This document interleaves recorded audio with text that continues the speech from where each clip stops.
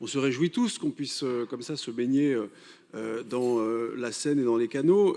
Il n'empêche, et c'est ce que disaient effectivement mon collègue Pasquier et Canté, c'est que la baignade implique un certain nombre de conditions et notamment de vigilance, de sécurisation des baignades. Quand les températures grimpent, on le voit, les baignades sauvages se multiplient et ça entraîne des comportements à risque dans des secteurs qui sont ni aménagés, ni surveillés et avec parfois des conséquences qui sont dramatiques.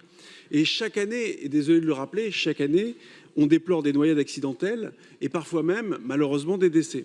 Donc, puisque la ville développe désormais de nouveaux espaces de baignade autorisés et nous y sommes favorables et nous le soutenons, nous savons que ces épisodes de forte chaleur peuvent pousser certains à se baigner ailleurs, dans des zones qui sont ni aménagées ni surveillées. Et donc ce risque-là, il faut l'anticiper et c'est l'objet de ce vœu.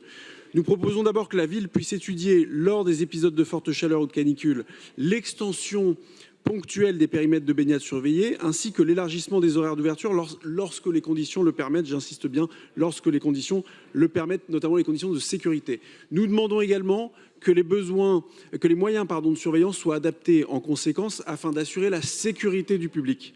Nous proposons également l'intensification des actions de prévention et de sensibilisation aux dangers des baignades non autorisées et le renforcement de la présence de la police municipale sur les secteurs les plus exposés aux baignades sauvages. Et enfin, puisque la prévention est essentielle mais pas toujours suffisante, nous demandons que les contrôles et les sanctions dans les zones qui sont interdites à la baignade soient renforcés. C'est ainsi que nous assurerons la sécurité de toutes et de tous.